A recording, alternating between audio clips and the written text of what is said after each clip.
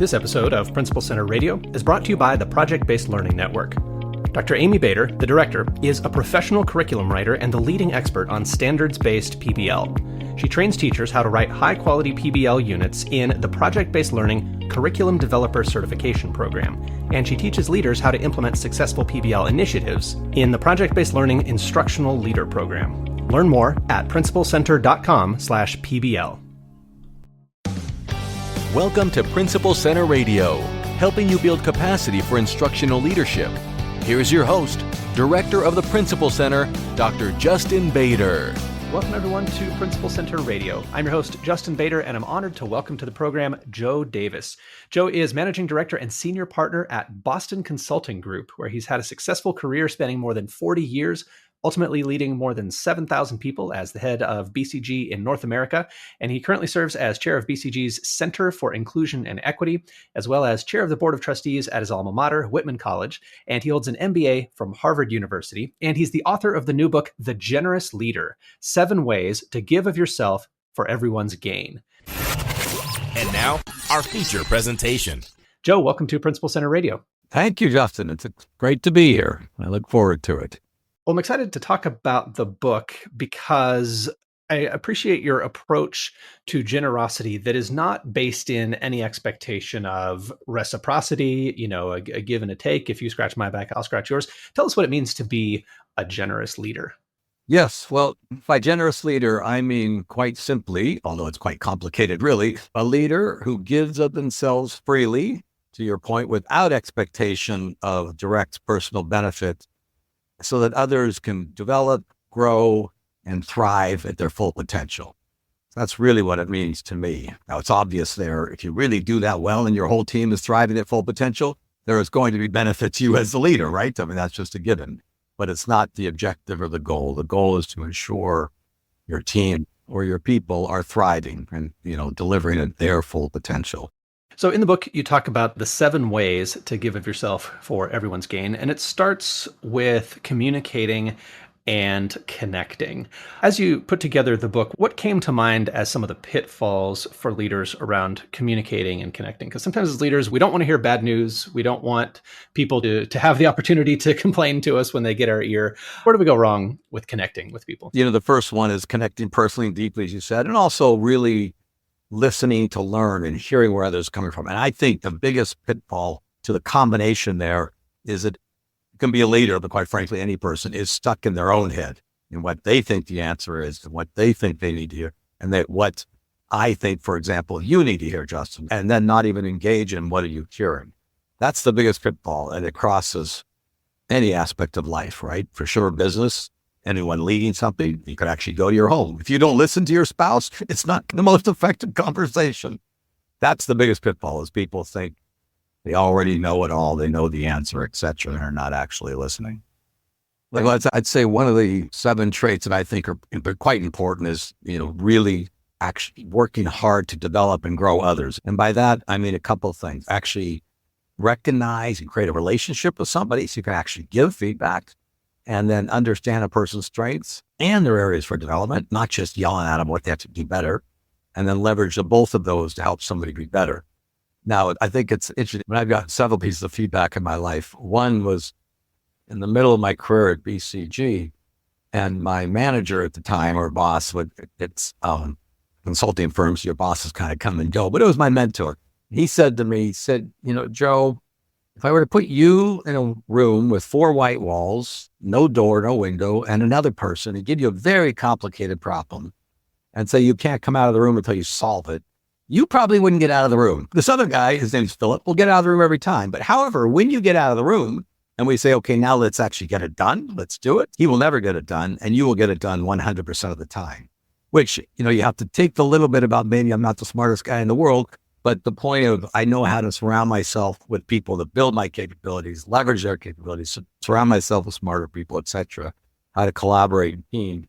The message he was giving me, that's your real strength, or as, the word we like to use now, superpower, and make sure you think about leveraging that.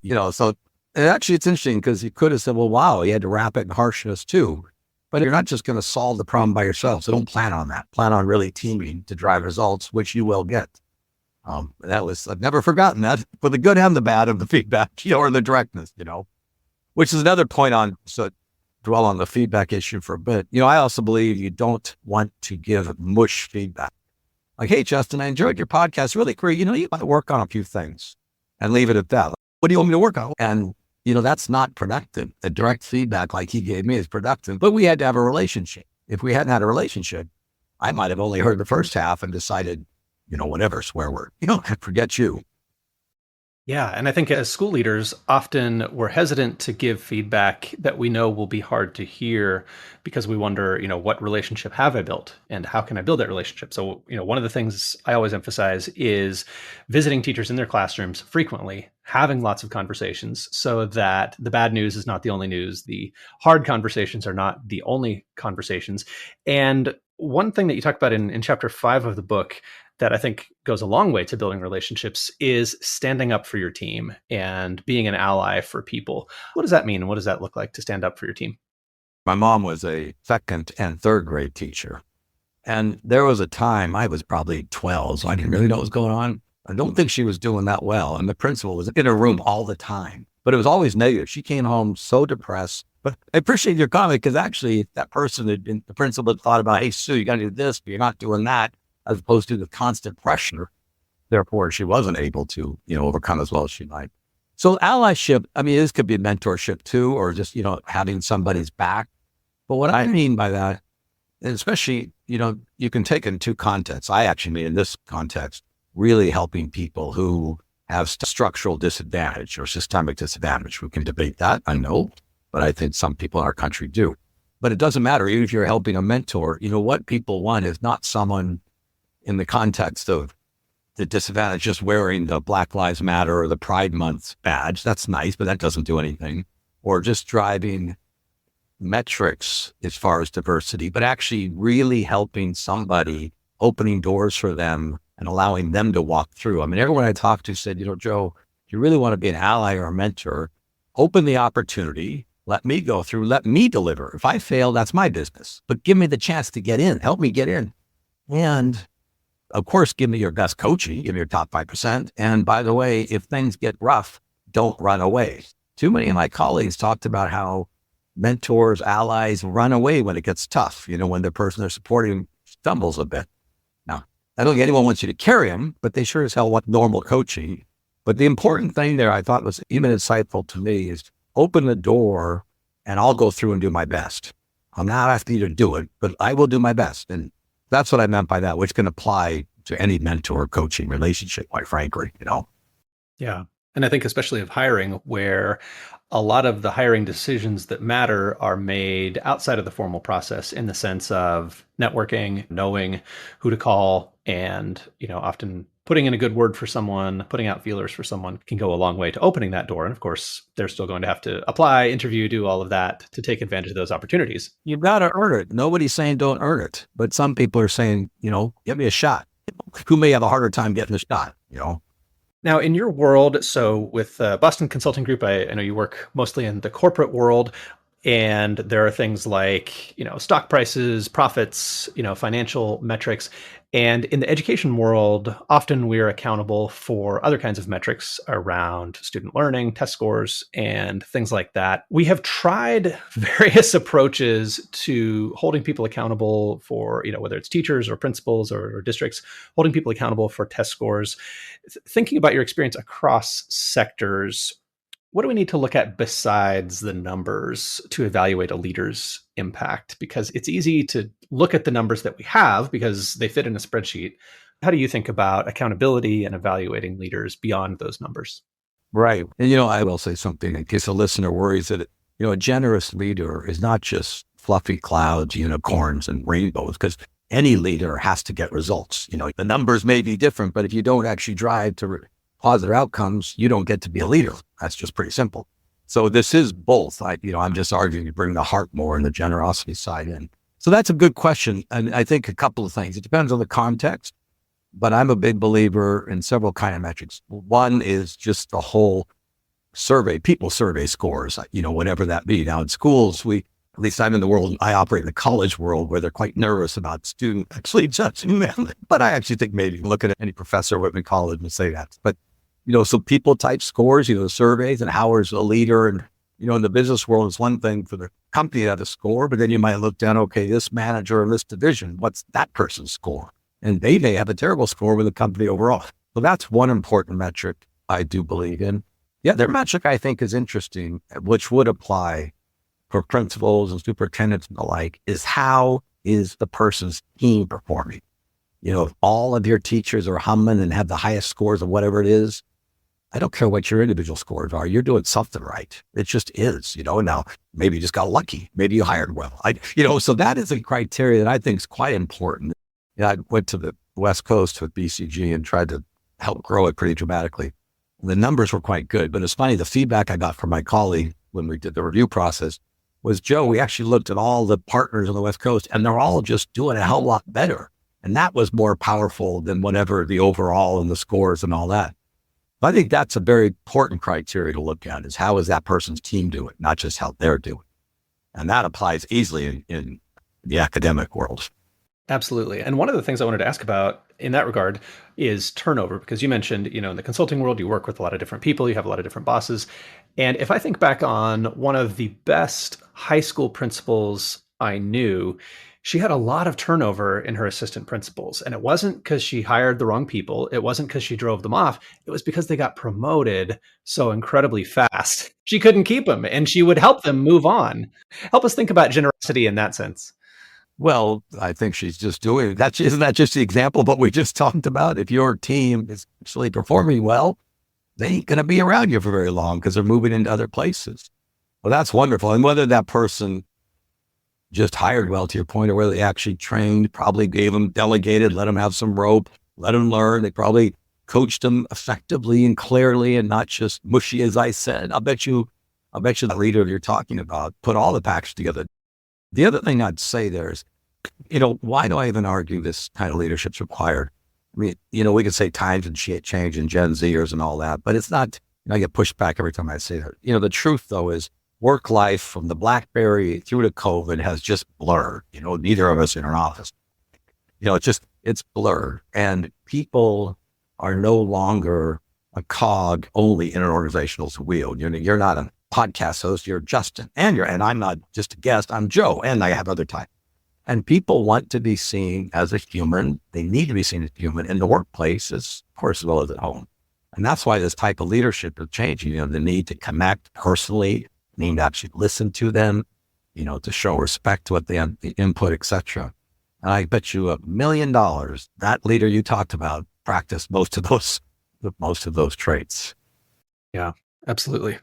And we don't necessarily want to be generous with other people, with the talent within our organizations in terms of it leaving and flowing out to other organizations that are not under our purview. But one of the big things I've appreciated as I've worked with lots of leaders and have seen the lack of this type of generosity is, just the willingness to invest and to let go and to trust that will come back in some form. It's not a give and take directly, but I can't tell you how many times I've heard from leaders who said, I tried to get a recommendation letter from my boss and they wouldn't give me one because they said they don't want to lose me. I'm 66 years old, not here nor there, 37 years at BCG. Eventually legacy matters. And if I look back, people say, well, what matters the most? I get emails, letters, calls from people 25 years ago, and Joe, I was leaving and you said this and that, and I took this route and it paid off. That's worth more than if they had stayed and worked for me for 20, unless the route was staying with working at BCG. That is so powerful. So I hear you, and I've seen that in my world too, but it's such a short-sighted perspective. Because if someone's not happy, they will change eventually, or if they see a chance to grow in a different place, they are going to move, assuming they're talented, Well, Joe, in chapter 7, you talk about small acts and big impact. What does it mean to be generous in the moment and have those small moments of generosity? Yes. I'll tell you, that is one of the most powerful, in my opinion, and in all the people I spoke with as they created this book, trait one can do, and easy. And some of these things take a lot of work and we didn't talk about vulnerability, but that takes a lot of inside changes too. But what I mean by that is, first, quite simply, things like, hey, thank you for a great job. An email congratulating somebody for results that you copy the rest of the team. So that person feels wonderful about it. I had a mom once who was business, her child got an email. I mean, she was 25 and the mom was so proud. The daughter was proud, that she shared with the husband. And she said to me, when they even shared it with the daughter's, the boss of the boss, and just, the person was so motivated. So, small acts, and they're not hard. And when you do them, you're humanizing yourself, you're humanizing the other person, you're showing respect for the other person, you're showing you care. I had a colleague once who said, if she speaks with her manager on a Wednesday, Thursday, Friday, it doesn't matter, and tells them something about her weekend. Let's say, for example, my child has a big soccer tournament, if they're just a kid, and she's very excited, and excited. And if that manager remembers on Monday or Tuesday and says, hey, by the way, Geraldine, how was the soccer tournament? She just loves it. Wow, you took the time to remember what I told, to hear what I told you, remember what I told you, and actually commented on 5 days later. And the whole thing takes 20 seconds, 10 seconds, and maybe you chat about it for 2 minutes. It's not like it's a waste of your day. So I think this idea of small acts, big impact, are very powerful. I'll tell a story. It's at a whole different level. Scott Kirby, CEO of United, and I talked with him, and he's actually believes this is one of the most important traits to being, a heart-led leader, a generous leader. He told me a story that his wife was on a plane and the captain came out and said, oh, Mrs. Kirby, I'm so pleased you're on my flight and I love United, love your husband, that means his boss, etc. She said, oh, great. Well, why? What's going on? And the captain was a Black female. And she said, well, when George Floyd was murdered, your husband called every captain of color across United. Unfortunately, probably wasn't as many calls as he wished he could have made. And she said it meant so much. He didn't call with answers. He didn't call with prescriptions of what we should do. He just wanted to check in, see how we were, and just let us know that United was here for us. And, that was so powerful, obviously. And it took him a little time to make how many calls it was, but it wasn't hard. He didn't have to think hard to make sure it organized and did it. And here you now had a captain, everybody's critical, like making sure the plane flies, but arguably quite critical person, really loyal and thrilled about how United was thinking about them at a moment that mattered a lot to them. I think it's just a great example of, a small act. It's a bigger small act that had massive impact. Yeah, just to check in with people, to see how they're doing, especially when we know that maybe something serious has happened. It might be a hard time. You talk in the book a little bit about getting through the pandemic and checking in with employees and knowing that you had employees maybe far from home. There's a lot of travel in your industry and people might be kind of uncertain and not sure what was going to happen. Tell us that story of checking in with your employees. I think you said you sent a personal email to 7,000 people to check in with them. Well, it's interesting on that. I woke up one morning, literally 4:30 in the morning, thinking about the team. And we all can go back and remember how we were feeling at COVID in one way or the other. You weren't feeling that great, whether you were really scared or sort of scared or just that's going on. And I wrote a note that was, 6 sentences, quite personal, thinking about you, whether you're, in a 1-bedroom condo or in a big house, whether you're tripping over your dogs or 2 kids and 3 dogs. And it took a while to write it one day because, something like that, who am I as boss to know how they're feeling? That's a risky thing. Do I put pressure on my other colleagues, the BCG partners, that you better engage like this too, et cetera? So there's a lot of thoughts went through my mind, but quite frankly, I didn't share. I could feel that people wanted to connect. And it was amazing because I literally sent it at 5:15, at 5:16, and I was on the East Coast. So that means it was already late in the day. This is the United States, and it wasn't global. I had an answer, and then I had a couple more answers. And just notes like, wow, thank you for saying how I'm feeling. Thank you for connecting. Just the connection makes me feel better. I mean, it didn't solve anything, but it just allowed people to kind of release for a moment how they were feeling, right? You could almost argue this is an element of vulnerability, authenticity, whatever you want to call it, just expose a bit of yourself, trying to connect with others.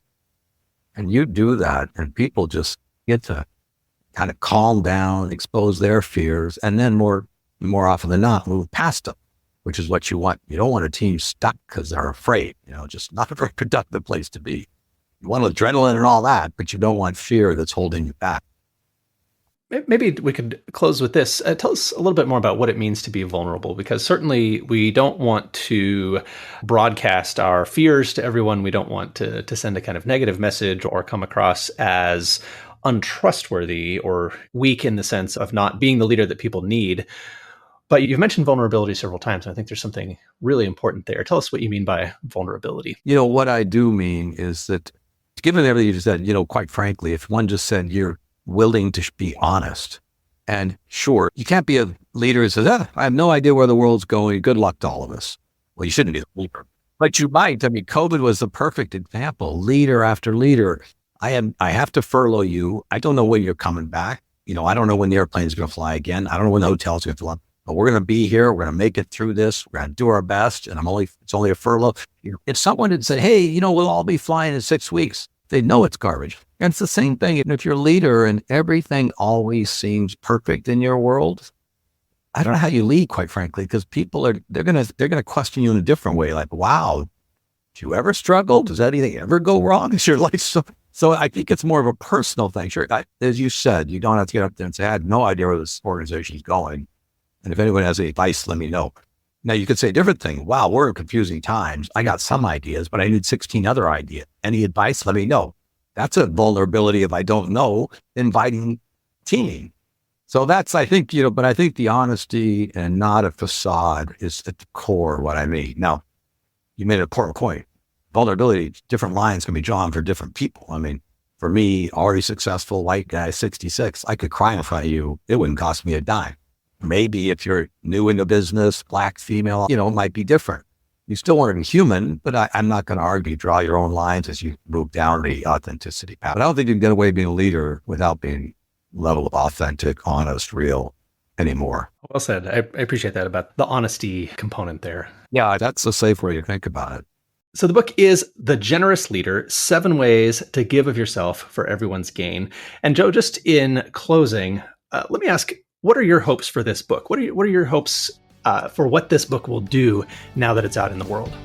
I hope that more people who are already exceptional leaders or growing into leadership and maybe have great strategies and know how to drive change, bring their heart more into leadership, bring the human element into leadership. And there's so many books written, there's books like this written. I'll touch one set of people, someone else touches another. So I hope that the group that I touch, whether you encompass all of this or whether you pick up a couple of the traits and start practicing them, that's my hope.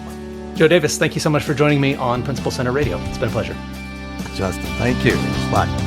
Thanks for listening to Principal Center Radio. For more great episodes, subscribe on our website at principalcenter.com/radio.